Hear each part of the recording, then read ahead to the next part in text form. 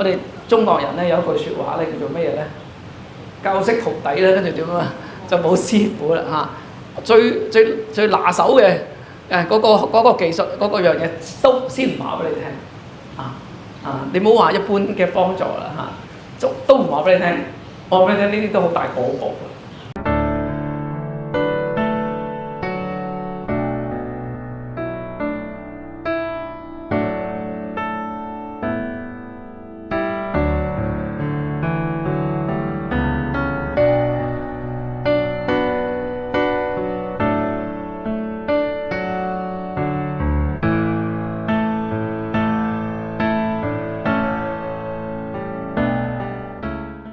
好，我哋一齊合掌，三稱佛號。南無本師釋迦牟尼佛。南無本師釋迦牟尼佛。南無本師釋迦牟尼佛。無上甚深微妙法，百千萬劫難遭遇。我今見聞得受持，願解如來真實義。好，大家請放掌。好，阿彌陀佛，大家好，歡迎大家嚟到天台精舍參加我哋呢一個瑜伽菩薩戒嘅開示聽戒咁咧今日我哋進入第15堂課啦咁喺未講今堂課嘅內容咧同大家回顧下上一次所講嘅內容咁咧上堂咧我哋已經將瑜伽菩薩戒嘅第一條他勝處法第一條重戒呢個自讚毀他已經講完啦。咁我哋將佢嘅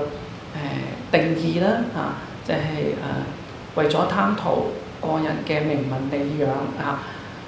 用一個咩手段咧？去自己讚歎自己嘅功德。另外咧，又以不單止咁樣另外仲以毀謗破壞他人嘅方式去點樣去彰顯佢自己本身嘅殊勝功德。呢個咧就係自讚毀他嘅嗰個定義咁佢所屬嘅煩惱同邊個煩惱相應咧？最主要就係同貪欲另外咧仲有瞋嫉即係我哋講嫉妒心，即係同瞋嘅相應咁咧喺佢個心理狀態上邊咧，呢一個犯戒嘅人咧，佢個心理狀態上邊咧，如果從唯識裏邊講對有對於三有我哋呢一個世間我哋稱之為欲有嘛，係咪？咁跟住咧，如果係上兩界嘅就係色有無色有。咁同埋咧，對於有具即係一啲見得到嘅譬如我哋講緊呢啲資生嘅工具金錢財物或者無形嘅一啲權勢又或者係一啲嘅明星等等執着咁呢啲咧都係行自讚毀他嘅人嘅心理狀態嚟嘅咁其實背後就係無明，背明就係無明咁有無明自然就有我慢、有貪嗔痴等等咁所以佢最後嘅結果係點樣咧？會增加，不單止增加自己嘅苦業我哋話徒增苦業啦，因為你多欲你想要嘢嘛，係咪要得到你又覺得唔夠要唔到咧，你又點樣你又求不得苦咁所以咧呢啲都會咧增加自己嘅苦業如果從菩薩嚟講咁呢一種嘅自讚毀他啦就會損壞佢自己菩薩嘅清淨意樂因為我哋要知道菩薩嘅清淨意樂咧如果做可以簡單嚟講就係自利及利他你去破壞別人你冇辦法利他又因為你擔着呢啲所謂嘅名聞利養咁咧就會點樣咁對於自己個人嘅修道乃至咧對於無貪善根我哋講緊，因為有無貪無瞋無慳嘅善根咧，呢啲都會點樣會做為損傷，即係話你過去所修嘅都會點樣都會有減損呢個罪孽咧亦都增重啊，你個煩惱咧增多啊，你嘅苦咧亦都點樣亦都咧徒增呢個苦惱咁所以咧喺呢一條界上邊如果你咧去我頭先所講嘅，以呢種種嘅心態或者咧用呢啲種種嘅方法最後咧達成呢件事跟住令到對方損失命運利弱咁呢個咧就係屬於瑜伽菩薩戒嘅第一條重戒自讚毀他嘅他勝處法咁呢個係上幾堂同大家講嘅咁咧有冇印象咁我哋今次咧我哋要講咧就係有關於第二條嘅瑜伽菩薩戒嘅第二條嘅重戒，第二條嘅他勝處法叫做咩名咧？叫做慳識財法戒咁我哋今日都會去講下呢個慳識財法戒嗰個本身個定義係點樣咁呢條戒咧其實亦都係同貪欲相應嘅但係佢主要係屬於慳垢嘅煩惱咁既然佢又同貪欲相應，咁我哋第一條自讚毀他又係同貪欲相應，咁佢到底有啲乜嘢嘅區別咧？佢個分別喺邊度咧？咁我哋今日會去提下。另外講下啦，佢嘅犯戒有邊啲嘅因緣啦？另外佢有咩情況係開緣嘅？有咩情況即係你做咗冇犯嘅咁另外咧仲有啲乜嘢嘅果報啦？咁都係會我哋今日去同大家去談下嘅。好，我哋一齊咧正式進入我哋今日呢堂課嘅慳識財法戒嘅內容咁我哋一齊去讀下呢條戒嘅戒文啦。若諸菩薩現有資財，性慳財故，有苦有貧，無依無辜正求財者，來現在前，不起哀憐而修慧捨，正求法者，來現在前。性慳法故，雖然有法而不給施，是名第二他勝處法。咁呢個咧文裏邊咧先同大家消文先。喺個論文裏邊講佢話假如有一位菩薩，菩薩即係咩意思即係你受咗菩薩戒嘅弟子啦咁你哋係咪菩薩係，因為你哋受咗菩薩戒啦嘛，係咪？呢位受咗菩薩戒嘅弟子咧，菩薩本身佢話現有資財，即係佢本身係有財物嘅佢唔係冇嘅咁因為佢嘅心性佢嘅性點性慳財故因為佢嘅心性咧中意慳吝財物我哋如果係啦，如果我哋逐間我哋即係通俗啲講個叫做咩孤寒孤寒係啦，冇錯咁所以性慳財故喎。咁跟住咧有苦佢有苦有苦惱嘅人有貧窮嘅人有貧無依孤無依靠嘅。現在咧嚟到菩薩嘅面前，咁點樣咁佢嚟喺你面前，咁梗係想嚟幫助啦，係咪？咁希望得到幫助，但係咧呢位菩薩唔起慈悲心然之後咧唔給施捨咁呢個咧係第一半部前半部。下半部講咩咧？前邊係講資財，下邊咧再講求法求法。咁後邊話正求法者，來現在前。又或者有人咧想要嚟同你求法咁求法都有好多種㗎有人係嚟求佛法有啲人咧其實係求喺生命上面有困惑佢想問下你當然你又用佛法嘅角度去同佢去講咁呢個都係一種困惑內心裏邊對佛法嘅唔明白啦，對人生嘅唔明白啦。咁對方咧嚟到你前邊嚟到你前邊你自己本人菩薩自己本人有能力去解答對方，而你唔肯講因為點解因為你慳吝唔肯説法唔肯受法叫做唔肯布施佛法。咁咧又係是名呢個菩薩重戒第二條他勝處法呢個咧就係呢一個戒嘅戒文咁都好清楚個意思好清楚嘅。咁睇下頌明法師佢點樣去用白話去解釋佢話資財為金銀穀米貨舍等無情數物現有資財名非無財，即係你有錢嘅唔係冇錢嘅咁咧有個情況點樣咧？對方係盲聾暗啞啊，盲聾暗啞即係傷疾殘廢啦啊，咁跟住咧我哋稱之為有苦啊，咁跟住就有貧啦缺乏衣食等資生所需名之為有貧咁我哋就知道啦。咁對方如果我哋叫佢有殘疾，即係叫做咩有病有病想你幫手，咁佢苦唔苦啊？佢好苦喎咁所以咧我哋應該要去照顧佢喎或者我哋應該要施予援手喎。咁乃至到咧有貧啦對方咧喺衣食上邊都有缺乏缺乏咗佢維生嘅資具咁所以咧我哋稱之為有貧呢種需要幫手嘅。另外一種咧就係零丁孤苦冇人接受咁跟住名為無依，連在幼弱冇人撫育，名為無辜無依係咩意思咧經濟上已經好困難㗎啦，或者可能身體上面有狀況但係呢個人咧無依即係點無依即係冇朋友冇朋友冇朋友喺佢身邊嚟資助救濟冇人可以幫到，冇人幫佢無辜咧，咁可能係講緊乜嘢孤兒老人一個就年紀太少嘅一個年紀太老嘅咁咧我哋叫做咩失去咗家人照顧而家咧我成日喺即係喺醫院度探訪，我見到好多咧老人家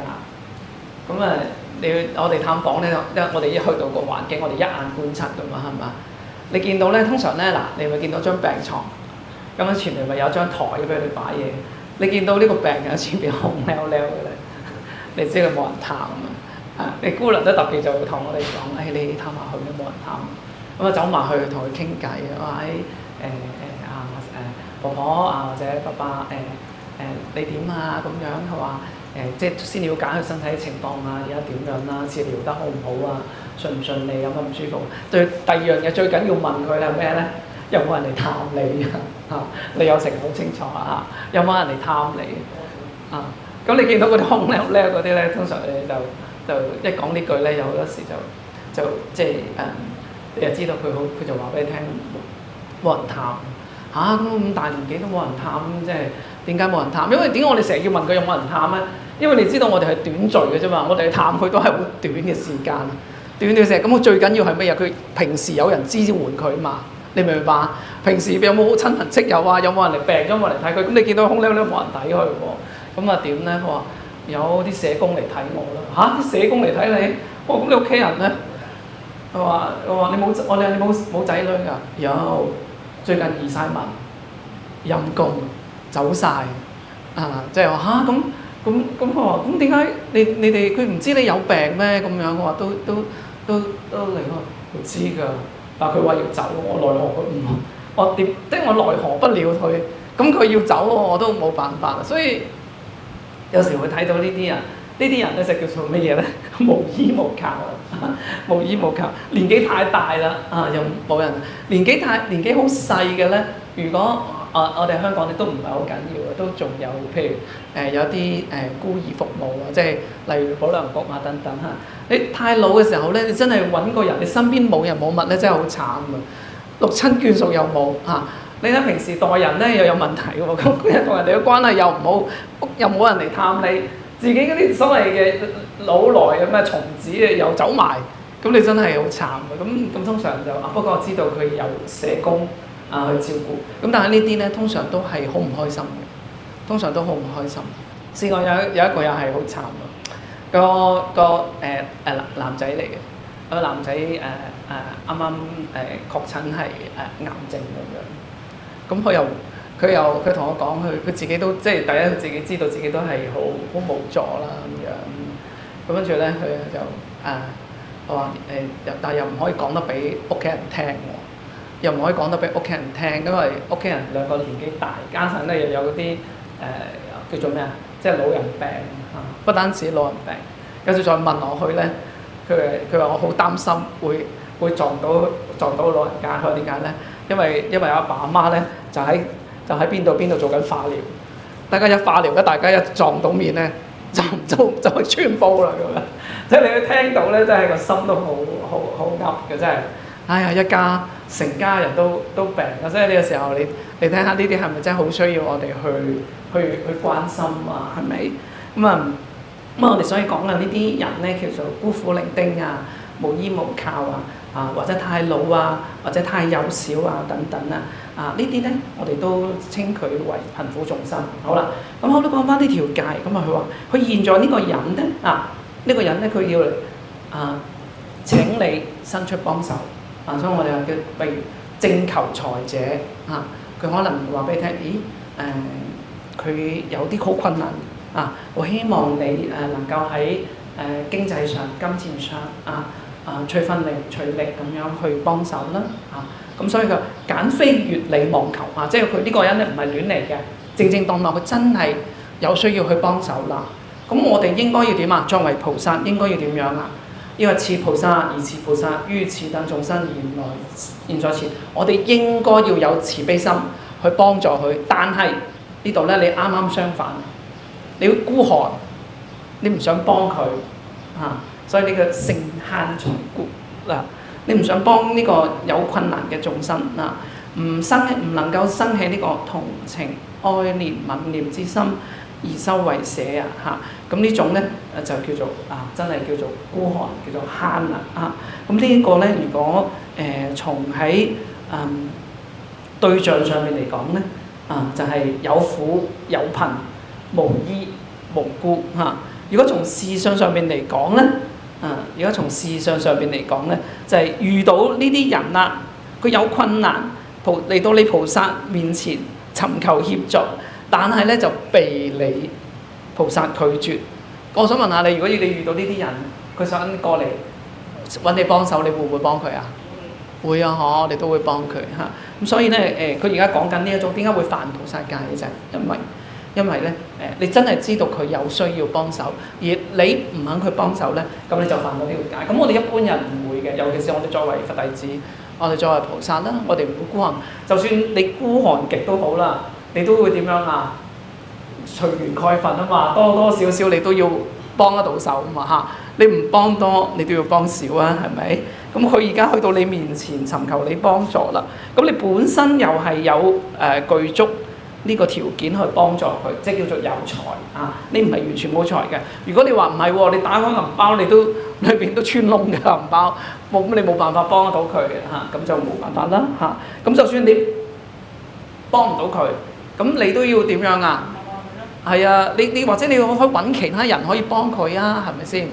咁所以你都要睇下你自己個心態啦。你自己嘅心態係咪連呢一份去幫人哋嘅心你都冇呢如果你自己有，你當然要去親身去幫啦，親力親為啦。如果冇，你都要話俾人哋聽，叫其他人去幫佢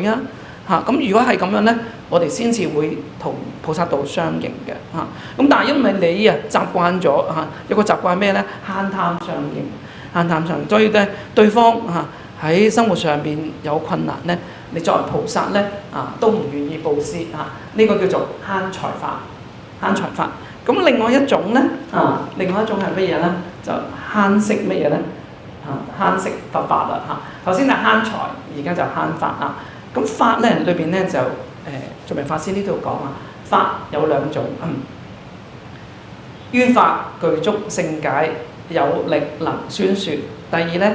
藏有正法經卷，堪行為師咁一個咧就係話你自己求你自己本人你自己本人咧有自己都對佛法有冇認識啦。第二個咧就係人哋想問你借咩借經借法本借法本咁你有冇俾人哋咁呢個人咧就如果從對象裏邊嚟講，我哋講緊呢個所謂慳法咧，慳識法咧就係有啲人嚟到想求真理我哋叫做對於求佛法啦咁但係呢個佛法我哋好闊噶嘛，佛法無所不包，咁包括世間法，又包括出世間法咁如果係世間法，可能係喺人生處世上邊，喺生活上邊人生產生咗疑難，有啲嘢有啲事情遇上唔知道點樣去處理，我揾你啦，咁你係菩薩，咁你應該要點樣啊？你應該要去幫手幫人哋解決困難喎，係咪啊？咁就算佢好似同我講咩啊？就算佢有需要先揾你，冇需要佢唔揾你嘅咁咧你都要點樣啊？你都應該幫佢喎。你要睇下你去譬如你要自己去解答佢啊。佢話你譬如咁樣最多成日都遇上，你係佛教徒你懂佛法，我而家遇上咁樣嘅情況，你佛法點樣睇嘅？有乜嘢可以話俾我聽？我條路應該要點行？咁如果你懂佛法嘅話，咁你應該要點樣啊？你應該要教佢，或者你應該要開導佢咁呢個咧就可能世間法啦。咁如果出世間法嘅話，可能就講問緊你修行上邊㗎啦。點樣求解脫點樣去喺佛法上邊如果喺修行上邊、修學上邊有障礙、有疑問嘅時候，咁不管佢去問你或者佢可能唔明白，佢真係有地方唔明白嘅，你都應該點樣即係佢要求你開示佢啦。咁你會唔會開示佢你都會開示佢噶嘛咁所以咧喺呢個慳法裏邊嚟講咧咁你自己本身佢兩個情況一個咧就係自己內心裏邊有疑難咁去問你嘢求你開示；一個想問你借經卷、借經本咁呢個菩薩佢真係想嚟借，真係想尋求真理，真係想解決佢人生嘅疑惑，希望得到幫助。但係咧，如果你作為菩薩嘅時候，我哋應該要點有份悲心要感受到對方嘅困難，你點樣處處去幫助佢會唔會譬如咧又安排，譬如佢有啲資源佢唔知喺邊度揾嘅咁我哋可以話俾你聽，你可以喺邊度你可以揾到呢啲資源又或者話我哋可以揾邊個嗰個人可以幫到你咁呢個咧就係我哋去幫到人，乃至就算人哋如果唔親身去揾你都好，你知道人哋有困難，你都作為一個菩薩，你都要點我哋講菩薩有一個好好嘅形式叫不情之友即係人哋唔使嚟揾你嘅，你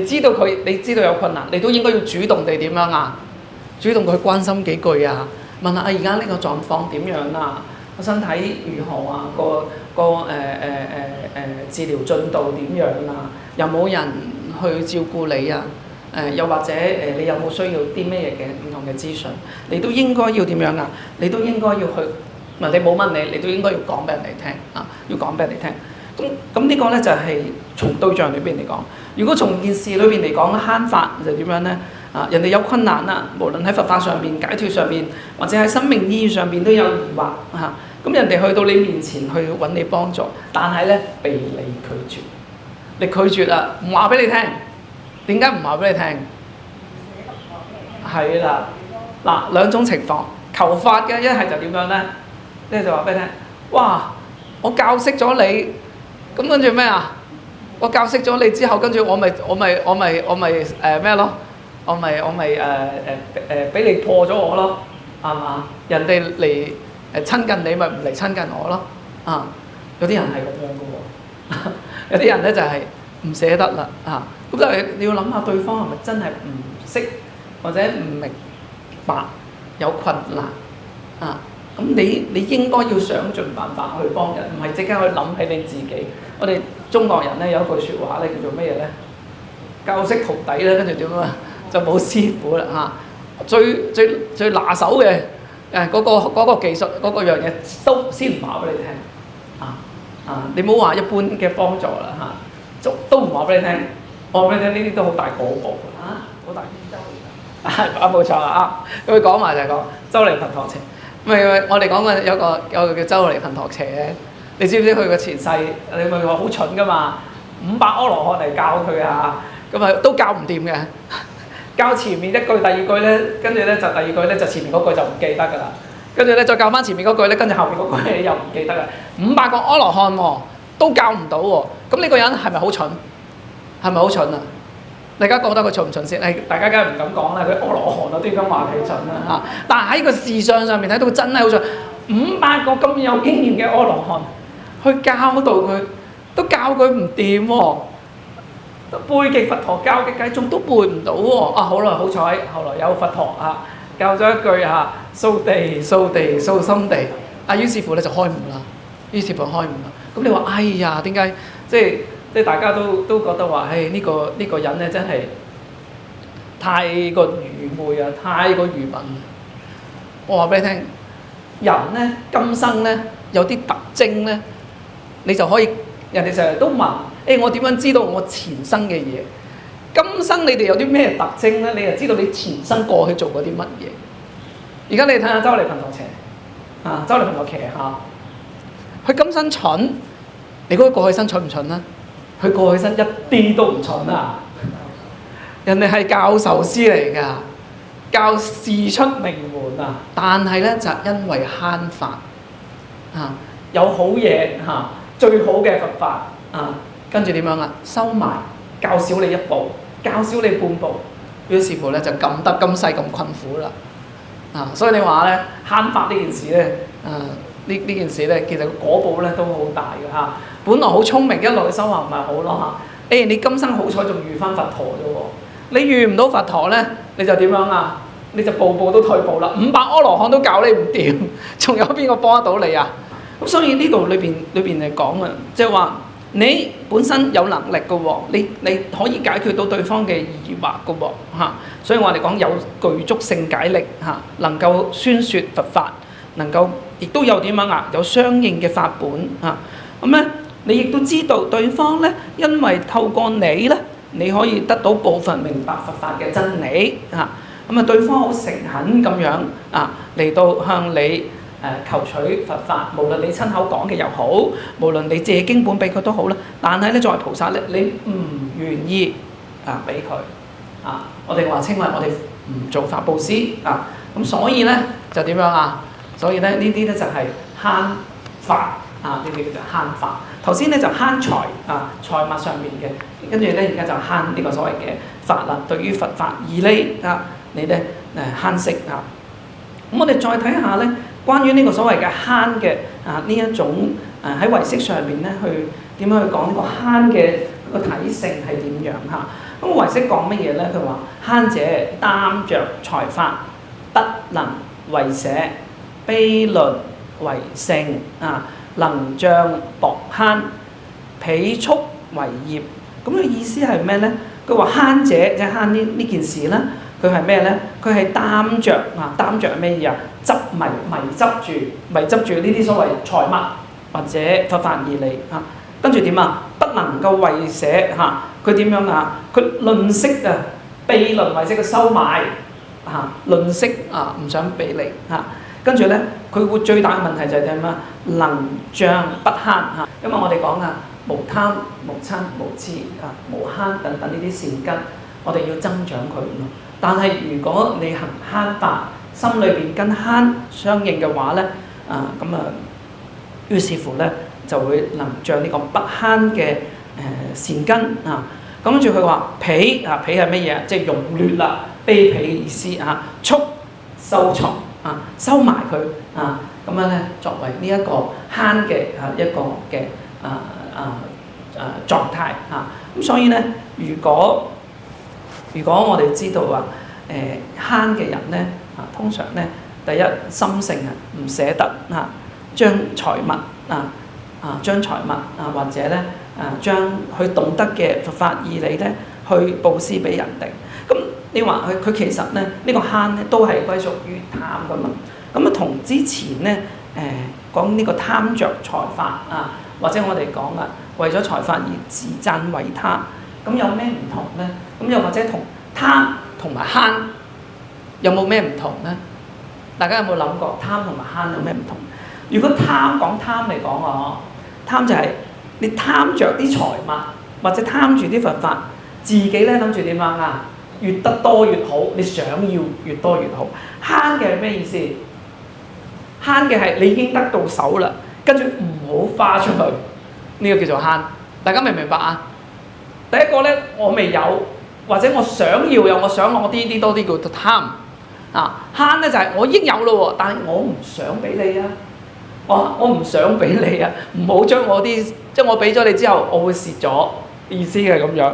咁所以咧貪同埋慳有佢嘅分別嚇。咁所以貪咧你已經得到㗎啦嚇，慳咧就點樣？唔係貪咧就係你想得到手嘅，慳咧就你已經得到啦。咁但係無論係貪又好，無論係慳又好我哋作為一個行菩薩道嘅人，我哋應該咧有一個點，我哋應該要去做嘅，就係我哋應該要以去接受眾生為我哋修道之本。你明唔明白啊？眾生嚟求你幫手，好希望你幫手嘅時候，你作為菩薩，你應該第一個諗嘅係乜嘢呢？我有機會修行菩薩道，我哋應該要咁樣諗。做任何嘅事，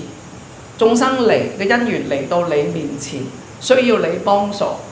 你要有一個咁樣嘅諗法，就係話我可以透過呢個布施，無論係財又或者法都好，我可以去接受呢個眾生。咁所以呢，你作為菩薩呢，你應該要珍惜呢一次嘅因緣。我可以幫到佢實行我自己嘅菩薩道。呢個先至係作為一菩薩嘅一個諗法啊，而唔係話哎呀，我俾咗佢，我咪冇咗咯俾佢知多咗佢，咁佢風頭掩過我咁點算啊？唔係咁樣作為菩薩，我哋應該要點樣我哋有能力嘅應該要去幫助他人，咁去成就我哋自己嘅菩薩道。呢個先叫做乜嘢呢？先叫做自利利他。現在你作為一個菩薩，有財你又有啦，法你又有啦，但係因為自己嘅吝嗇因為自己嘅慳吝你唔去布施，咁呢個咪就有違咗我哋自己作為菩薩自利利他嘅心咯咁所以咧呢兩種咁嚴重嘅罪過咧就示明咧犯第我哋瑜伽論裏邊講瑜伽菩薩戒裏邊咧嚟講咧第二個他勝處法咁嘅意思咁咧我哋再講下其他，譬如《梵網經》裏邊咧，對於同呢一條戒裏邊相應嘅內容咧，我哋都去睇下，好唔好啊？咁喺《梵網經》裏邊講啦，呢個相關嘅條目就係叫做咧慳息嘉慧戒咁佢話佢點讀咧？佢話若佛子自慳，教人慳因慳緣慳法慳業。而菩薩見一切貧窮人來乞者，隨前人所需，一切給予咁應該佢講啦，佢話：咦，如果有一個佛弟子我哋作為菩薩啦佛子啊嘛，喺《梵網經》裏邊一講佛子就一定係講菩薩㗎啦因為點解咧？因為只有大乘嘅菩薩咧先至能夠紹隆佛種先至能夠點樣將佛嘅真實嘅義理然之後咧完完全全可以傳授俾他人。咁即係我哋叫做一種繼承啦繼承佛嘅咁我哋點解要講話繼承咧？就因為我哋講如果喺世間法裏邊嚟講，佛入咗涅槃啊嘛，咁佢要留翻俾跟住佢嘅弟子去繼續將佛法一路咁樣傳承落去嘛。咁所以咧呢個繼承嘅情況啦咁就叫做佛子，咁就講緊菩薩咁當然啦，喺妙法蓮華經裏邊嚟講咧全部都係佛子㗎啦，理得你有冇係大乘又好，係小乘又好，或者你咩乘都唔係咧都好啦。喺妙法蓮華經裏邊嚟講咧，你一切都係點樣你一切都係未來佛你將以後日後你哋都會點樣你哋都會成佛嘅咁所以咧呢個唔係我講嘅，呢個係常不輕菩薩講汝等皆當作佛汝等皆當作佛咁所以大家都係佛咁但係佢呢度講自慳教人慳因慳緣慳法慳業，就係話用任何唔同嘅因緣去促成你呢個所謂嘅慳嘅事情咁仲要點樣呢？咁菩薩見一切貧窮嘅人嚟乞錢你應該要點隨前人所需，一切給予所以梵網菩薩戒仲難㗎喎，佢要乜你要俾乜佢喎，而家都要咁樣要隨前人所需，一切給予。所以我成日都講咧，分析嗰三個菩薩戒，即係我哋而家現通流行嘅。我哋講《優婆塞戒經》裏邊嘅在家菩薩戒我哋講瑜伽菩薩戒同埋梵網菩薩戒最難，即係如果你講最難守嘅話咧，最難守嘅話咧嘅菩薩戒咧，應該就係法網菩薩戒啊，因為裏邊嘅戒文咧好多都好嚴格，乃至到咧有好多都係你如果有夫妻嘅話咧，你係基本上守唔盡呢個法網戒啊，呢個法網菩薩戒守唔盡。好啦，講在家菩薩戒。在家菩薩戒咧有幾個問題，之前我哋都講咗啦。在家菩薩戒你要去受呢個在家菩薩戒咧，你之前方便要具足啊，包括乜嘢咧？包括你要有你要喺寺院裏邊啊，你要受呢個在家菩薩戒，你要喺呢個寺院裏邊啦，要去受到一段時間觀察啦，你又要得到好多一定數量嘅菩薩比丘，然之後咧去觀察你。有冇去係真係適合去受啦？受呢個在家菩薩戒啦？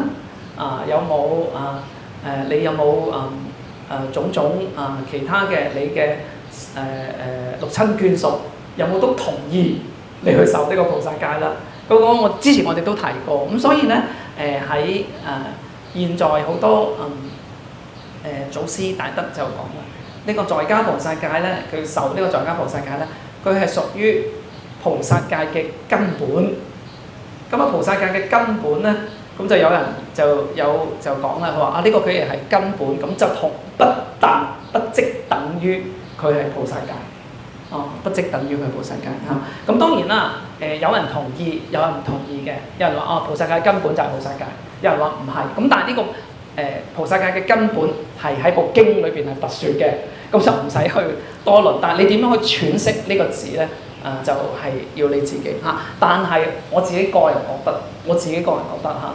你受得無論你受得瑜伽菩薩戒又好，受得法網菩薩戒又好，你都必然應該要去受呢個在家菩薩戒，因為佢既然係菩薩戒嘅根本，你冇乜嘢嘅藉口唔去受嚇。咁當然啦，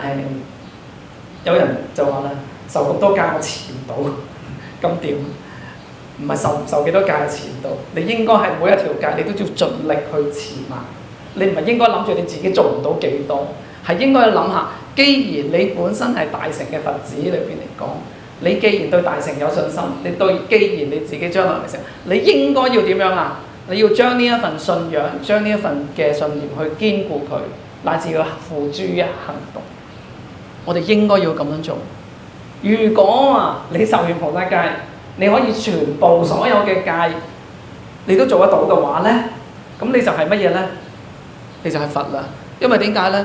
佛盡形壽持好所有嘅戒嘅，係咪啊？咁乃至到某一啲聖者亦都可以嚇。咁但係你要知道，我哋唔係啊嘛，我哋只不過係一個凡夫嚟嘅，我哋係一個 BB 嘅菩薩嚟嘅，我哋應該要點樣啊？我哋要有一個我哋知道菩薩作為做一個菩薩嘅一個乜嘢一個目標，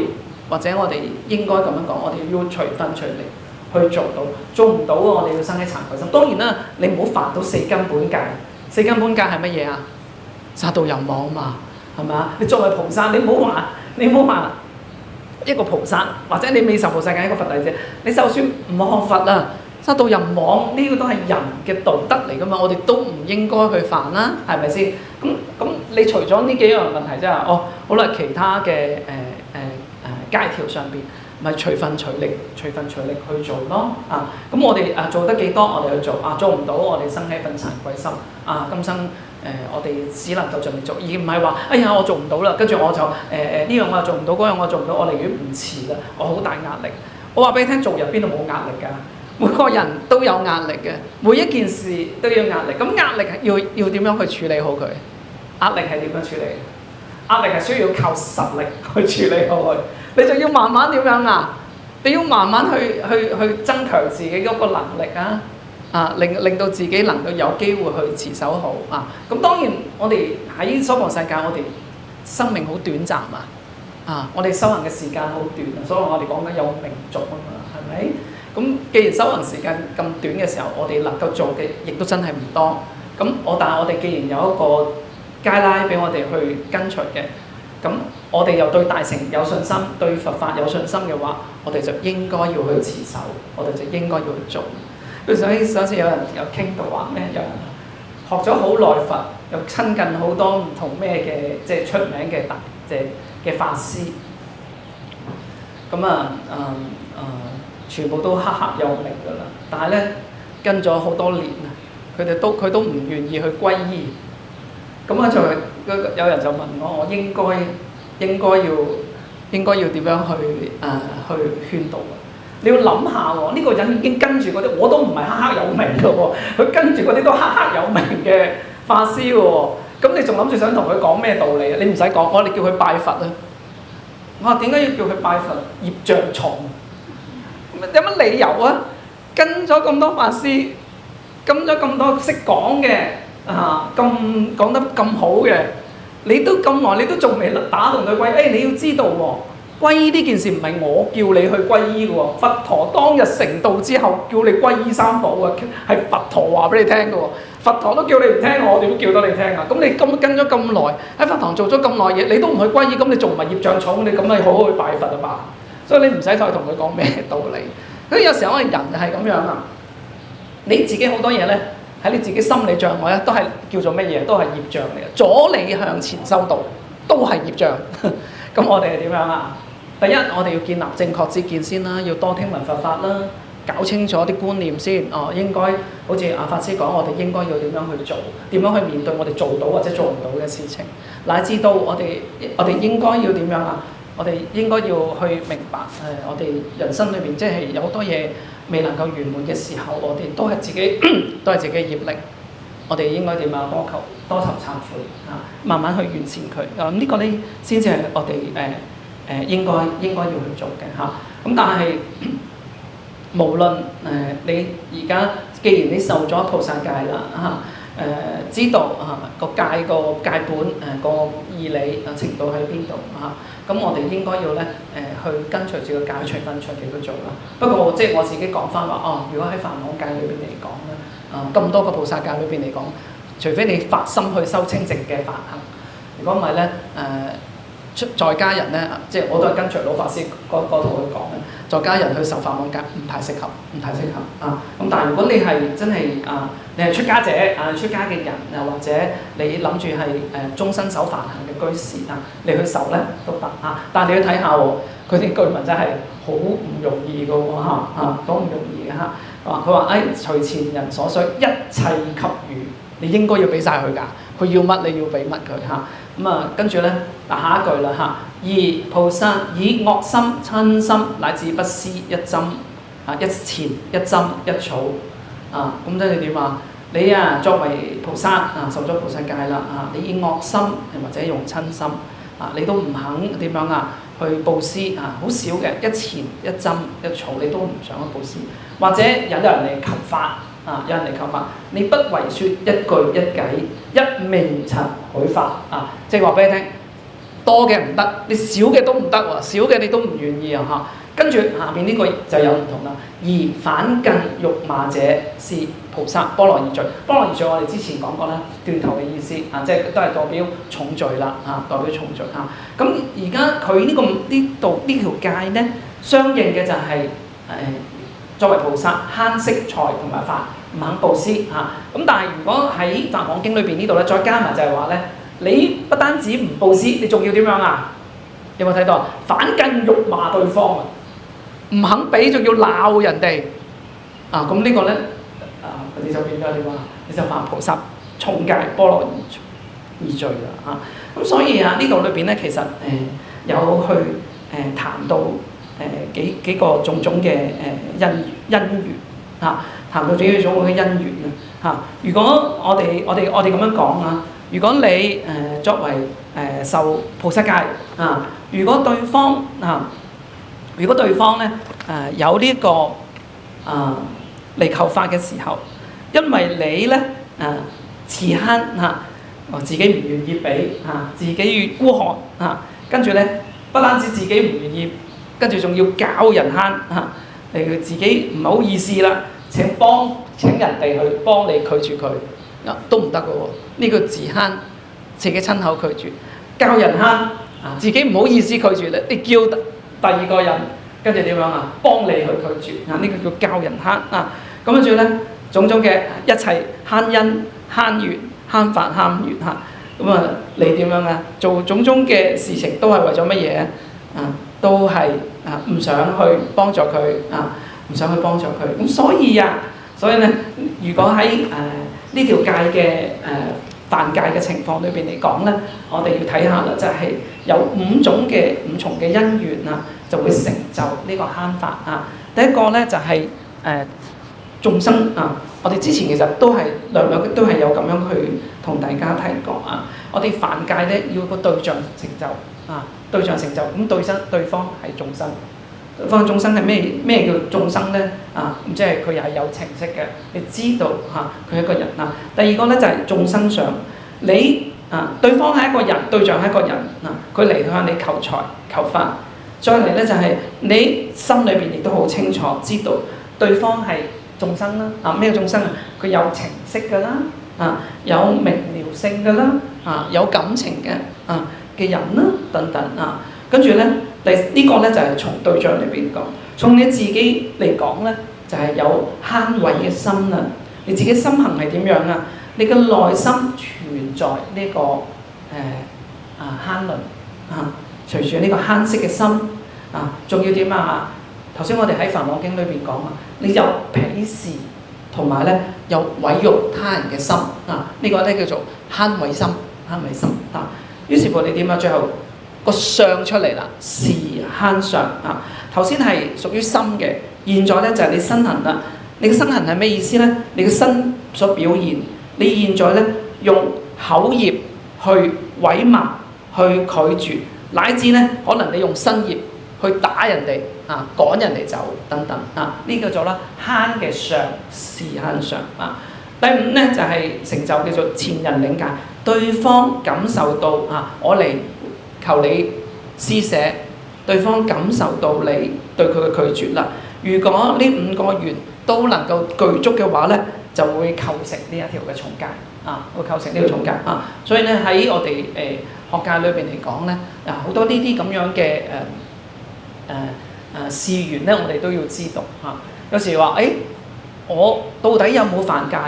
你就諗下，譬如如果係傷害眾生嚟講，咁對方一定要點樣係眾生啦佢係有情識嘅，識得分別嘅等等咁你自己內心裏邊唔係顛倒嘅，對方係眾生，你唔係誤會佢係無情物佢係一個有情物等等。最重要係乜嘢咧？我哋成日講判別，我有冇犯戒就係講乜嘢就係講個心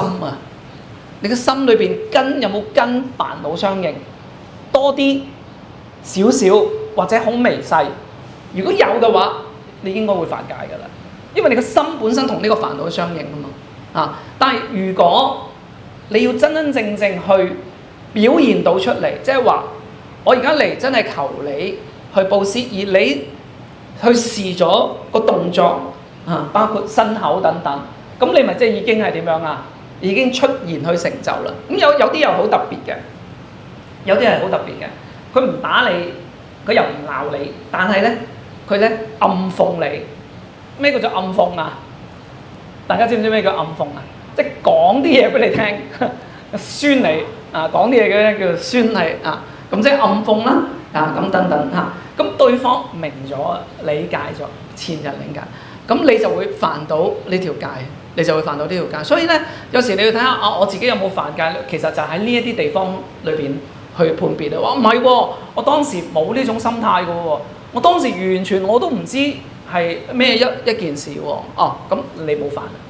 咁但係如果你令到對方有誤解嘅話咧，咁你犯嘅就唔係喺個戒上邊啦，你就可能係真係造業，令到傷害咗對方咁但係有冇業力一樣有，我哋只不過喺從戒上邊講，你有冇犯戒？即係個戒嘅意思，成日都話你自己所要話立誓要遵守嘅，應該要做嘅，你冇去做，我哋叫做乜嘢我哋叫做犯戒。但係有時你自己都唔知道嘅，蒙查查嘅你完全都唔知道自己原來我做咗啲違背咗我自己承諾嘅嘢，但係你冇心嘅，或者你當下你冇呢一種跟呢一種煩惱相應，你有冇犯戒？冇犯戒。咁但係有冇業力有業。如果你傷害咗別人，就係有業力譬如咁樣講，我冇諗住話係去傷害他人咁但係咧人哋就俾你傷害咗啦咁你冇故意蓄意去傷害，但係你造就咗呢件事嘅時候，可能喺某啲情況之下，因緣達成咗呢件事，而你唔係蓄意嘅，唔傷害到嘅而你亦都唔知道嘅，咁呢個同戒就唔關犯戒，但係一樣有果報，一樣會有果報咁所以咧呢個咧就係喺戒律上面咧，我哋應該要去睇到嘅情況咁當然啦再睇咧就係如果我哋作為一個菩薩作為一個菩薩有時咧會遇到好多特別嘅情況，遇到好多特別嘅情況即係話，尤其是現在呢個社會人哋嚟向我哋去求財或者求法，到底有冇一啲係唔如法嘅咧？到底有冇唔如法？而家我哋就要講下一個關於開源嘅部分首先第一個叫做約自無，自無嘅意思即係話俾你聽，你唔係唔想俾，但係你自己都冇，你自己都冇咁你就點或者你都唔足夠，咁你就俾唔到佢啦。呢個情況咧，呢個情況係點樣嘅咧？就係話自無，即係話，譬如講財物，佢要你俾好多嘅財物，你都冇呢個咁嘅財物，你點樣俾到佢咧？咁唔會煩。另外就係同你求法，求法係咩意思咧？就係話俾你聽，我想問佛法你咪唔想講你係乜嘢你係唔識嘅，你講唔到俾佢聽，咁有冇犯戒亦都冇犯戒嘅呢個亦都冇問題。好，呢個咧比較容易啲理解。第二咧就係約求非法物對方要求你所攞嘅嘢咧係一啲唔如法嘅財物譬如佢話你我想要啲違禁品例如毒品或者一啲一啲嘅軍火等等呢啲係違禁藥違禁品。咁當然你自己唔應該去有啦，係咪？咁如果佢叫你幫我去攞，或者佢叫你俾錢我去買呢啲嘢嘅時候，咁呢啲嘢就不如法物，你應唔應該幫助佢唔應該幫助佢，唔應該幫助佢咁所以呢度咧就係約求非法物我哋都唔應該幫助佢嘅。咁再延伸落去咧，就係若對彼不益，即係話你俾咗呢啲嘢佢嘅時候咧，對方咧唔會得到利益，唔會得到利益即係點樣你會增加咗佢嘅煩惱嘅，你都唔應該俾。譬如有啲人貪得無厭，不斷地想索求嘅話，你俾唔俾唔俾，因為點解你害咗佢。冇錯，所以我哋亦都係可以用呢一個咁樣嘅因緣去評斷。咦，佢好似佢係咪真係唔夠呢？佢係咪真係唔足夠呢？頭先我哋講佢係咪真係有貧有苦或者佢就無依孤無依無靠嘅呢？如果都唔係嘅話，佢問你攞嘅時候，咁你就覺得你就要諗啦。佢係咪因為貪心呢？係咪？如果我哋俾咗佢，仲增長咗佢嘅貪心嘅話，我哋唔使俾佢。作為菩薩唔需要俾佢嘅。咁我哋可以用呢個定義就更加清晰啦。我哋呢個定義就更加清晰啦所以我哋有時候咧，所以我哋千祈唔好咧，就係作為一個佛弟子咧，我成日都講，雖然我哋要站喺道德站喺道德嘅立場去講但係咧亦都唔好俾人調翻轉頭咧，以道德係俾人綁架或者以情商俾人勒索因為咧咁樣係唔對嘅因為點解唔對我要講話俾你聽，作為一個菩薩所行嘅事，幫人又好，自己修道都好，佢最主要嘅目的係為咗乜嘢？個結果係成就佛道，係咪？但係個過程係點樣要自利，乃至到點樣要利他噶嘛？你俾咗佢，你仲害咗佢嘅時候，咁呢個就唔係利他咯，呢個叫做害他咯，係嘛？咁你令到對方造業嘅時候，你自己有冇自利你一樣冇自利喎。所以咧，我哋要行，我哋要去搞，我哋就要去了解清楚呢啲情況。如果作為菩薩，你奉行嘅應該係自利利他之事。如果係有違呢個原則嘅話咧，咁我哋就咧點樣啊？就唔需要去給予唔需要給予去對方咁呢個咧都係屬於開源嘅部分咁呢個關於財物嘅。另外一種咧就係不與法嘅開源咁第一個外道求短咁你要知道外道嚟求法咧呢個咧我都親身都領教過㗎啦。有啲外道嚟到去求法咧，可以話俾大家聽佢唔係要聽你講咩啱嘅道理，佢係好希望喺你嘅道理當中揾到你講嘢嘅不善之處，然之後咧你點樣同你作辯論咁呢啲嘅情況之下咧，對方唔係真係有誠懇同埋正直嘅心去問你嘅時候，佢唔係真係請教你喎，佢只不過透過你講嘅，你講得唔完善嘅地方咧，佢就攻擊你咁呢個叫做乜嘢啦？外道求短咁咧你就唔需要點樣唔需要浪費時間啦因為你同佢講嘅，佢都唔係諗住我哋叫做咩佢戴住嗰副有色眼鏡去睇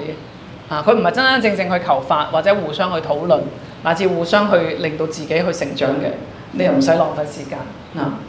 第二若彼根基不依